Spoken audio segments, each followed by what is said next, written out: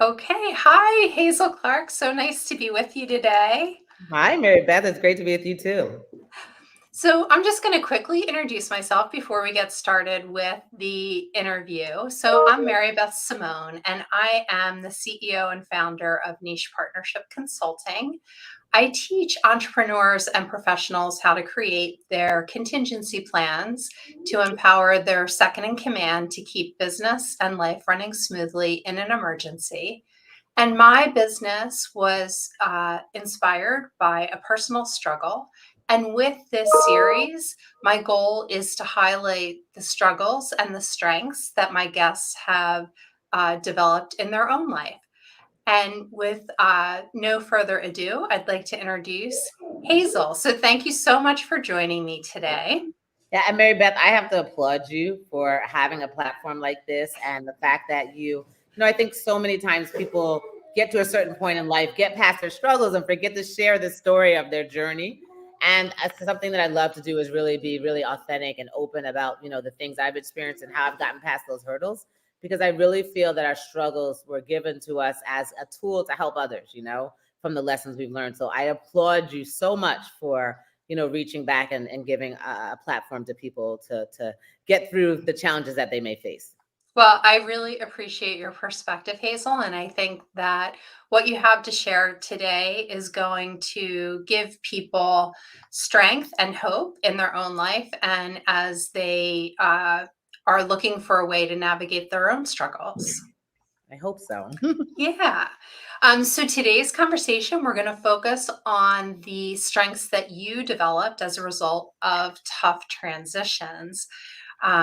So before we dive in, can you tell us a little bit about your background and the work that you're doing now? Sure. Well, I think to talk about my background, I have to start with my family background. A lot of people know me from my father. He was a famous educator. The movie Lean on Me was based on him. Morgan Freeman played him in that movie, and he was kind of he was the patriarch of our family and the foundation for my brother, sister, and I. I am a Olympic athlete. You're always an Olympian. I don't say former Olympian. I'm an Olympic athlete, 3-time U.S. Olympian.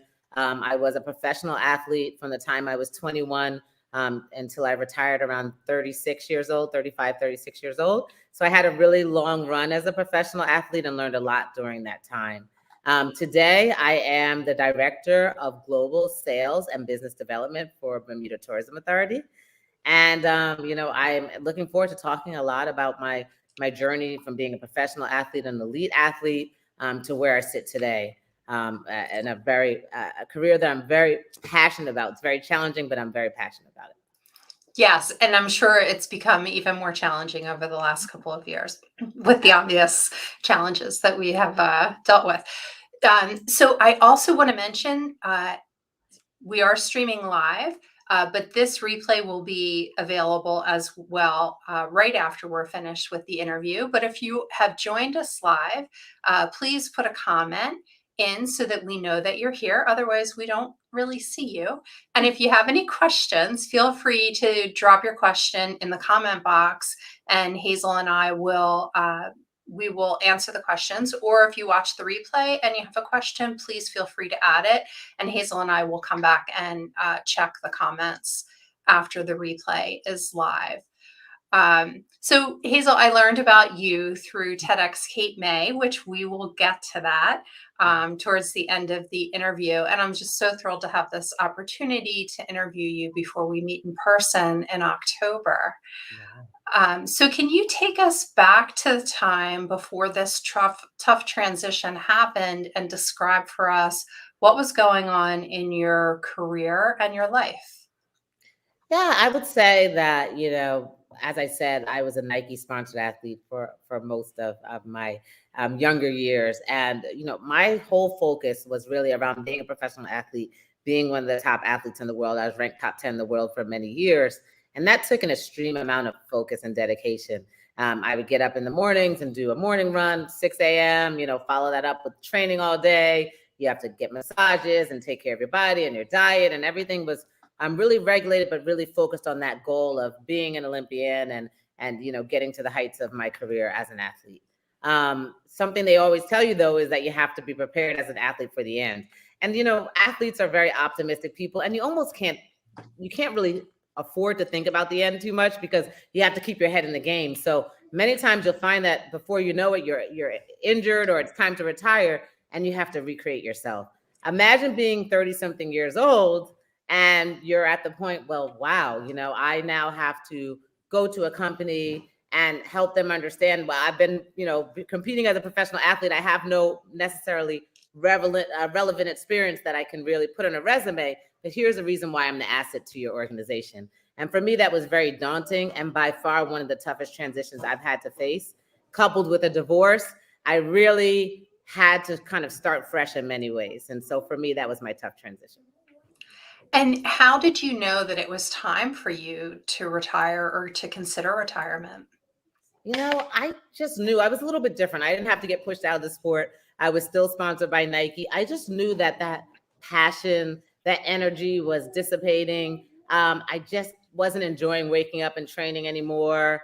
My times were slipping. I wasn't as competitive, and I didn't just want to be a body out there. I really wanted to leave with some semblance of, feeling good about myself and my career. What was tough for me was I didn't accomplish everything I wanted to accomplish. But I had to make peace with that and understand that there were many lessons I learned that helped me to be successful and have a really good life on the other side. But as I said, the big thing was, now that this is over, what do I do next? I looked at my resume. My resume, quite frankly, was empty because I never had any job besides being a professional athlete. So I created a video and I talked about my life, my background, my experience as a professional athlete. And I sent it out to a bunch of organizations that were hiring.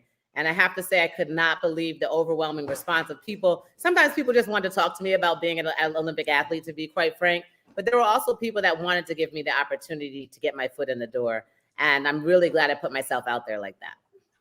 That is fascinating. So creating the video was like your version of the resume where you could be more authentic and really leverage the strengths and the skills that you had developed through your professional athletic career.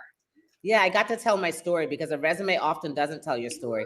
And with the filters now, sometimes, it goes to a filter, oh, they don't have enough experience. They don't. But sometimes, and I always like to look at backgrounds that are maybe a little bit untraditional, like mine. And luckily for me, I was able to tell my story, get in front of people that were in a hiring position. And my first role was a director of health and wellness for a hospital system. And once I got my foot in the door, I was committed to showing that I belong there, really kind of exceeding, excelling. And that's how I got my career started. That's fantastic. And so, can you talk us through what was happening for you mentally and emotionally as you were going through this transition? Fear. And it's something I struggled with my whole career as a professional athlete. I had a real problem with performance anxiety and the fear of failure. I came from a family where my family collectively has made 10, 11, I can't even keep count, US Olympic teams. My father was on the cover of Time magazine. Morgan Freeman is at our table eating dinner with us. So I was heaping a lot of pressure on myself and I had this fear of failure. And oftentimes it held me back as an athlete. And I just got to the point where I said, you know what? I can't afford to let fear hold me back any longer. I've got to put myself out there. I may get rejected. I may come up short, but I want to be able to look in the mirror and know that I tried, I gave it my all. And so I was scared. I said, these people may laugh at me and say, girl, you've been an athlete all these years. What makes you think you can come in and be a director?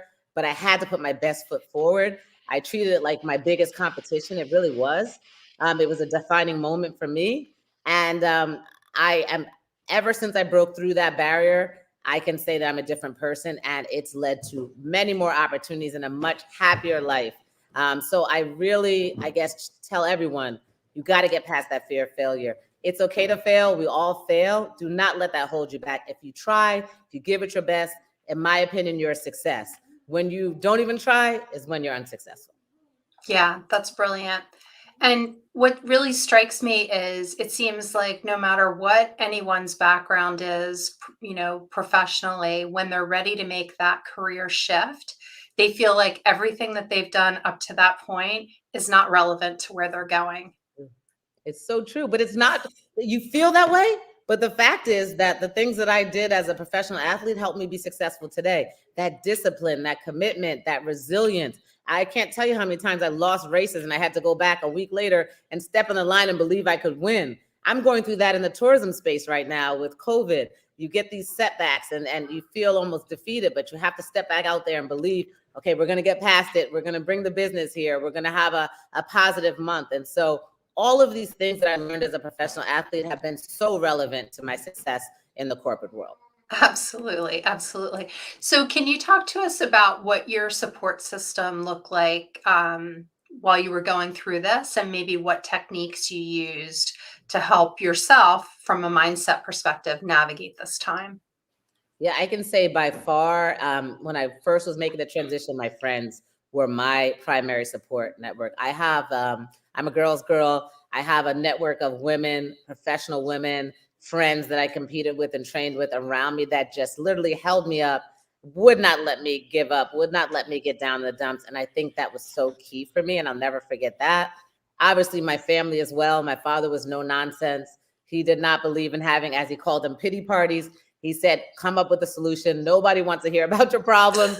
80% of the people are really don't care, and 20% are glad it's not them. So I never forgot that advice. And I have a little pity party, but I get over it quickly and understand that I need to rebound. And then, once later in life, now in my professional career, still have challenges and struggles. My husband really plays a huge part and as a support network, because as a mom, with my travel schedule, with my busy schedule, he has to also be a really strong partner for me to be successful. Yeah.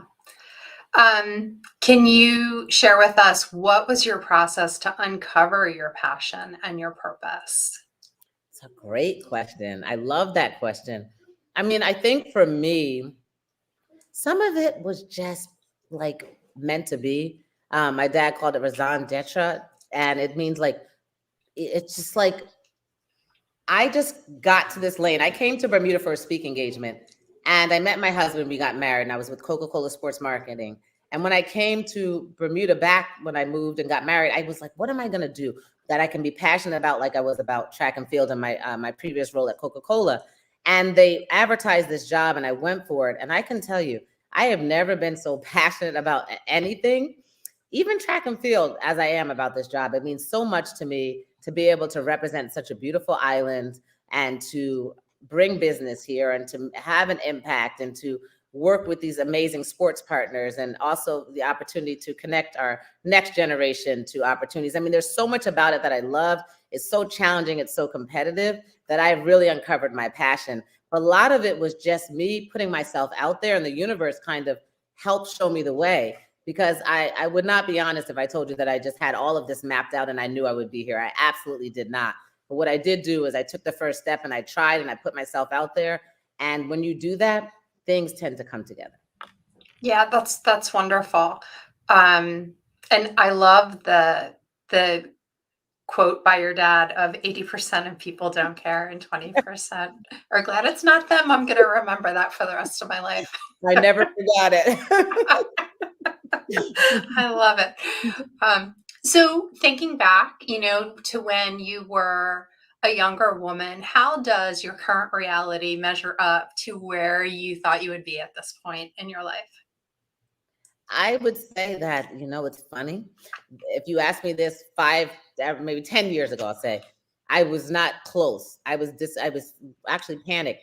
Oh, I haven't met that person that I want to have as a husband. I don't have a baby yet. I had all of these milestones and markers in my life that I felt that I was behind on.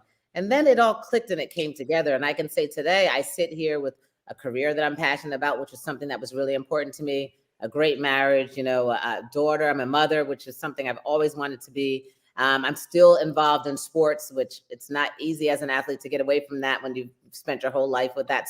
So many things have come together. And I would say this is beyond the life that I really envisioned for myself. So I feel fortunate being able to say that honestly, but I don't like to always talk about the good side and the fairy tale ending without saying I had some very, very huge challenges and some down moments. When I first came to Bermuda on the speaking engagement, I was in a very down place, and I felt that I just didn't know what my next steps would be. I felt kind of lost.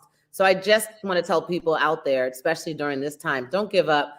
your breakthrough is probably right around the corner. And sometimes when things get toughest, it's a sign that that positive breakthrough is really right there. I mean, I met my husband the day after I was crying and saying, I don't have anybody. I want to be married. I want to have a baby. And then life came together for me. So you never know what's around the corner. You have to keep pushing forward in order to obtain your dreams. Yeah, I agree with you that it usually feels really dark right before the dawn. Yes. So, Dark before and the we know that, intellectually, but when we're in the middle of it, it's hard to believe that it'll ever get better. Uh, Absolutely. yeah, but that's a great reminder for all of us. Yes. Um, and then, so looking back, did you develop new strengths going through this process of the retirement into your new career? Any new strengths that you can identify? Yes. Two things. My voice. I got to a point, maybe around 40. When I turned 40, I found my voice. I was always kind of someone that didn't, want to, ruffle feathers, maybe you'd say, or wanted to people please, make everyone happy. I've now found my voice and I'm really able to express how I feel with no regrets. And I live in my truth and I feel comfortable there. That's one huge thing for me. I'm not holding back the way that I used to. And I'm able to, and that's with negotiating things for myself, maybe where I would have been a little bit more timid. I'm able to understand my worth and my value and express that. And I think that's huge. And then number two, going back to the fear, because for me, that was my biggest hindrance. And if I could go back in life and change anything about my athletic career, about my entire life up to this point, it would be that fear that held me back, that kept me from running as big as I should have in a race, or going after things, or expressing, my worth the way I should have. That limited me. And for me now, I never want fear to limit me again. So I try to be fearless today. Yeah, that's wonderful. And that is such a tough habit to break. If that's something that I know that I developed a lot of fears as a child. So, continuing on throughout my life, I just bump up against that continually. So, that's really a tough habit to break. Yes, it is. It is. Yeah. So, do you have any advice for someone who feels like they are going through a similar transition? you know, it's funny we're on LinkedIn for me, talking to people, having conversations, connecting about your story. I've sat down and almost every role that I have gotten to this point has been because I sat down and talked to someone in the organization about their transition and how they got to where they are. And I was able to connect with their story. And you learn so much from those types of conversations. And I think it's important. Sometimes we are afraid to approach people. Anybody that inboxes me that says, younger people from University of Florida, they may look me up as alumni and say, can I talk to you about how you got to where you are? I love talking about my story and hearing about them. And I think we need to connect with people more and connect with our journey and be authentic about, I'm having a challenge here. I want to get here. Do you have any advice for me? For me, that's been the thing that's gotten me the farthest, just those human connections and conversations and sharing, stories and strategies. Yeah, that is a great suggestion because I think that a lot of us shy away from reaching out to somebody. So, for example, me reaching out to someone who is an Olympian to ask if she wants to be interviewed on LinkedIn. We didn't know each other, but what's the harm in asking, right? In Right. extending an invitation for a conversation. Right. I mean, what was the worst I could say? I would say, no, I don't want to do it. Okay, well, too bad. It's really my loss, but you tried and you move on and you find another, interesting person to interview. I mean, we can't be afraid of that rejection. Rejection is something that's going to happen. Failure is something that's going to happen. It's inevitable, but it's the way that you rebound from it and the way that you are able to process it that makes you a champion, that makes you successful. Yeah, I love that. So let's switch gears for a minute and get back to your talk that you're giving at TEDx Cape May. Can you give us a little sneak peek into what your topic will be, what you'll be talking about? Sure. Yes, I'm very excited about it. I'm going to talk about tough love. And I think it's really, in some ways, a way to honor my father and the way that he raised me. My father, I had a very unorthodox style of parenting from my father, as far as, he was very old school. And maybe it wouldn't work as much today, but, he was all about, this is how you're going to do things. This is how it's going to happen. But he was extremely committed. He was very tough on me. As I told you, when I wanted to go to him and cry, he would say, I don't want to see your tears. I don't want to hear about, your problems. I want to hear about how you're going to get past it and get over it and, hang up the phone. So that, I didn't always understand at the time, but that has made me the woman that I am today. And I think even when I look at my sister and brother, my sister's a 4-time Olympian. My brother is the director of Stanford University track and field. We've all had success as a result of that tough love parenting style. And so I want to talk a little bit about what that meant in my life, and also what tough love means in all of our lives. Some of us shy away from it.